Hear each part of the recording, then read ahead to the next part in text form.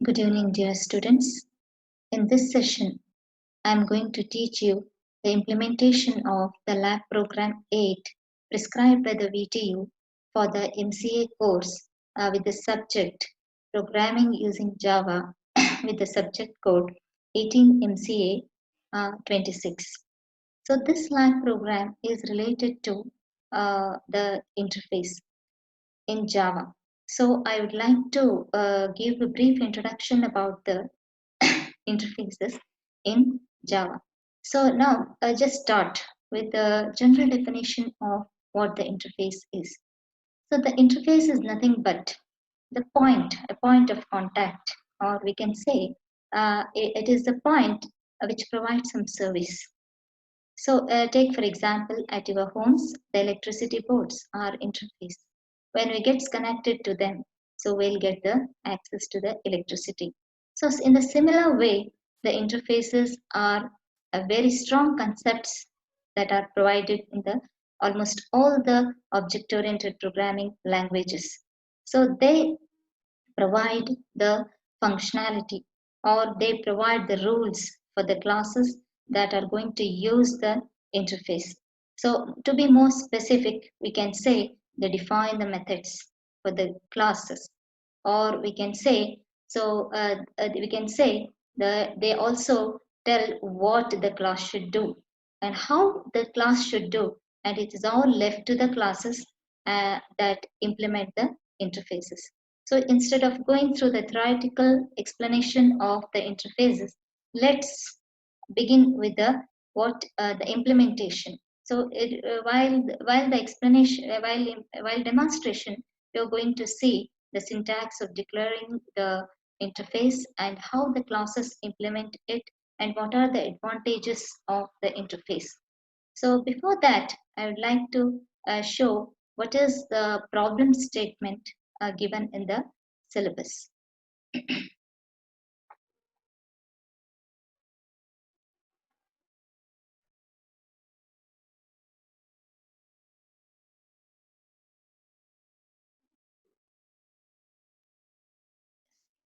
The program says write a Java program which has the first one, the interface class for stack operation. That means we need to have the interface that defines the stack operations.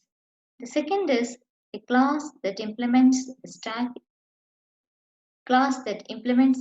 interface and creates fixed length stack. That is, we need to create a class that implements the interface and to create the fixed length stack. The third is a class that implements the stack interface and creates a dynamic length stack. The fourth is the class that uses both above stacks through the interface reference and does the stack operations that demonstrate runtime binding. That is, we have to create the interface reference and dynamically use the objects of these two classes that are implementing the stack interface. So let's begin with the demonstration, and in this I'm going to use uh, NetBeans IDE PRG8. Go ahead with the finish.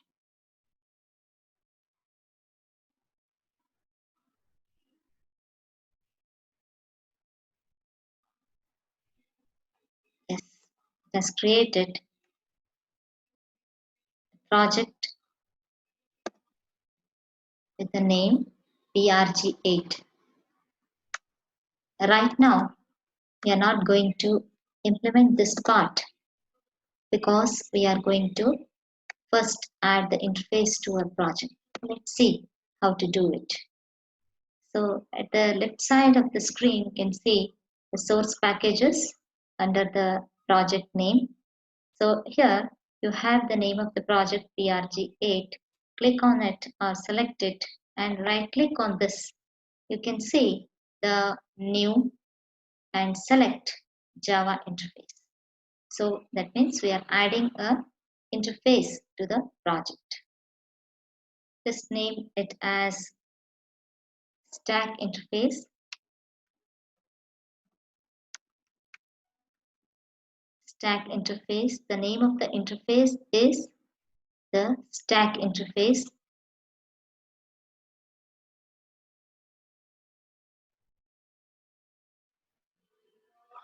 Finish. Yes, we have created the interface named stack interface.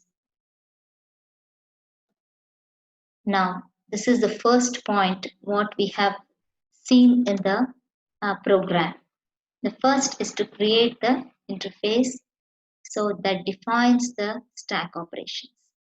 As I told you, it defines the methods, but it defines the methods. So let's see what are the methods and stack can have. So it can have a push method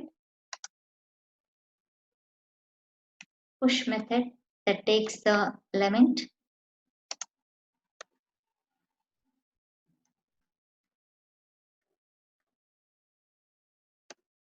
It can have a pop method.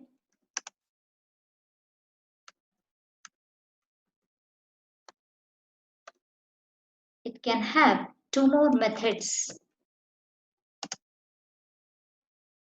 Boolean methods. Is full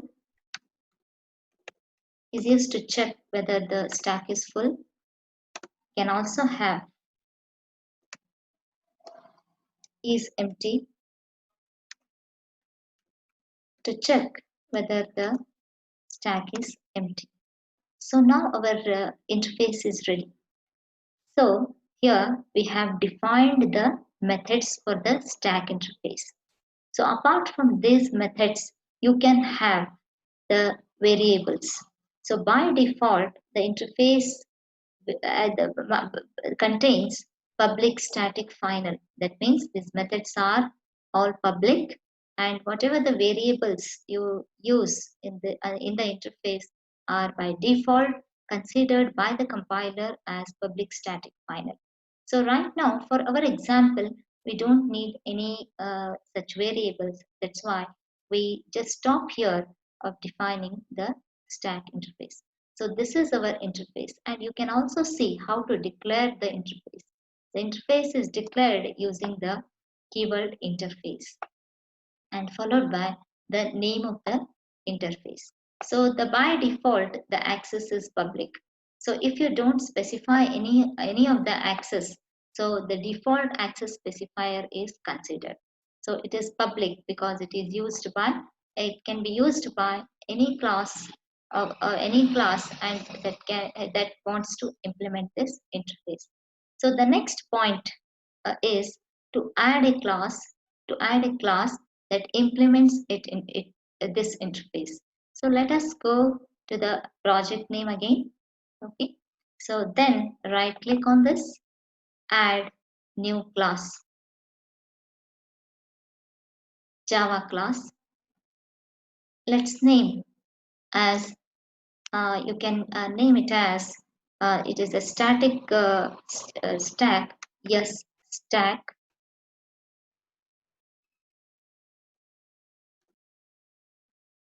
Yes, stack. I'll name the class as yes stack.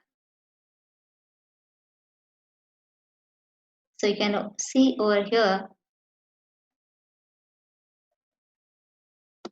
So we are ready with the class created with the name yes stack.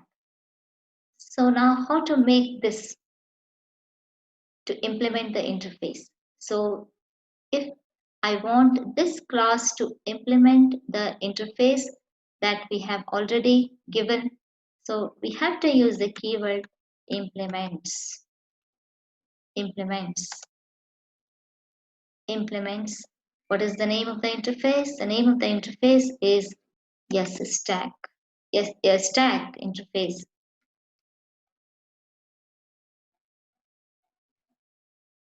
Stack interface.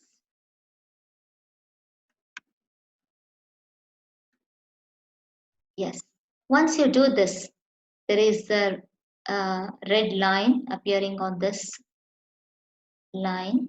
Okay, you can go to the bulb. Okay, click this bulb. You can see over here the first point, implement all the abstract methods. As I told you, interface define the abstract methods. All the methods that are written in the interface are abstract. It doesn't provide any implementation. The implementation part is left to the yes stack now. Just select it and you will be seeing this on the screen. So we have to implement the methods of the interface. I mean to say now, the yes stack has to implement the push method, the pop method, is full and is empty. So in the similar way, so we can have another class added to our project, new Java class, dynamic stack. So D stack, I would like to name it as a D stack.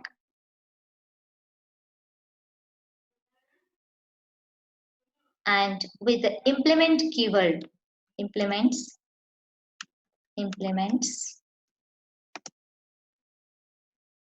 stack interface.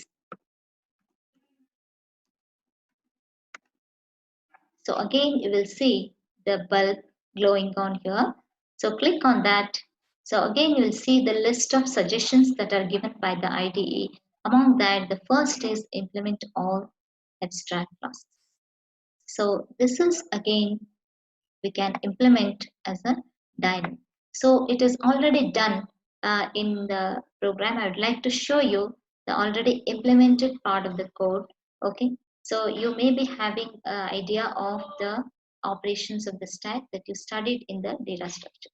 So it is having the array for the stack, and it is having the top, and they are declared as private. So it is also having the constructor, okay, which take the size, and we initialize the array with the size, and we also initialize the top as equal to -1. And let's come to the next part of implementing these methods. So push checks if it is full. So just will return that it is the stack is full, and else otherwise we uh, store the element into the stack. This part is clear eye. Then coming to the pop, so we'll check whether the stack is empty. If it is empty, so we will just give a message that stack is empty. So otherwise, we'll pop an element and return the element. Then coming to the other two methods, you can see over here, so is empty. So if top is equal to -1, it returns true, else it returns false. This part is for the is empty method. This is for the is full. That is, the top has reached the length -1. Why? Because it is length -1, because we have started storing the elements from top is equal to 0. So that's why this has to be with the length. S of the S is the length. S is the stack array. Okay. And its length is the method we are using to get the length of the array, and -1. Then if it is equal to true, then it returns true, else false. This is an implementation of all the methods of the class stack. So then coming to the dynamic stack, you need to have little modification in the push, because our stack is going to be growable. That means we have to grow the stack. So if the stack is full, we have to create a new stack. Create a new stack, or we have to define a new array with the size little bit greater than the existing one. You can see the small change that you can see in this method. If it is full, so what we are going to do here, we are going to define a new stack with the size double of the original one. That is the size double of the original one, yes dot length multiplied by 2. So then we copy all the elements of the old stack into the new stack. Then we make the new stack to refer to the, or we can make the yes to refer to the new stack. That is, yes is now referring to the new array. So you can now use the yes stack with the larger size. That is, now yes is referring to the new stack. So otherwise as usual we can push. So this part will be executed only if the stack is full. The stack is full. Otherwise the else part will be executed as usual in case of the static stack. And coming to the pop pop also. So you can see the similar implementation or similar code that you have seen in the yes stack. So I'm coming to the is empty and is full. The implementation or the code remains same as in the case of yes stack. Only the change what you can see over here is we are growing the stack. We are growing the stack by what? Copying the array content into the another stack with a larger size, or another array of larger size, and we're making this again to refer to the new array. It is older array, yes, is again referring to the new array that is defined. Its name is new stack. So this is just one way of growing. Actually, in arrays we cannot grow in Java. So the growable arrays are array lists. So this is one way of having the dynamic stack. So coming to the main method, we can say, let's open the main method. So where we have the uh, third point to be demonstrated. The third point to be demonstrated is we have to use the interface reference. We have to use the interface reference that demonstrate the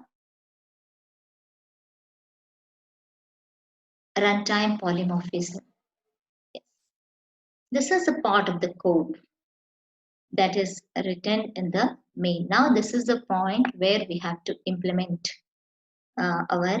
So as usual, we have created the object of the static stack. That is, here in this I have named it as a static stack, and dynamic stack are the two classes that implemented the stack interface. So dynamic stack, and we have pushed the elements with the for loop. We have pushed the element. You can see over here this part you can do here also. Now instead of that, what we are going to do, we are going to create the interface reference. Here the name of the interface is the simple stack. So just now what we created there is just for the demonstration purpose was what? The stack interface. Here the name which I earlier created is simple stack. Yes, the name of the reference interface reference is yes, and we may assign it to the st. St is an object of static stack. You can see over here st is the object of the. Now it is referring to the static stack. So we can create the stack using the push operation. 3 elements we have pushed and 3 elements we have popped. So similarly, let us assign this to the object of the dynamic stack. Dynamic stack. Then again, so the size of the dynamic stack, what earlier declared is the 5. But we are pushing the more elements. That is, we are pushing 7 elements. We are making it to grow. So that is, this part is very important to understand. So it is the size of the stack while declaring is 5, and here we are able to push the 7 elements. Means we are able to push because we have implemented in that way. The push method of the dynamic stack is implemented in that way. So then we are similarly popping all the elements. So this part of the code from this line to this line demonstrates the third point in your lab program. That is, we are creating the interface reference and dynamically dynamically assigning the objects of the static stack and DS. So this will be done at the runtime. So that is what the point 3 is demonstrated. So the first point, we have created the uh, interface to define the stack operations, and we have added the classes for implementing the interface with static stack and dynamic stack. And also the third point, we have performed the operation. We have performed the stack operation by using the interface reference. By using the interface reference. So hope you all have understood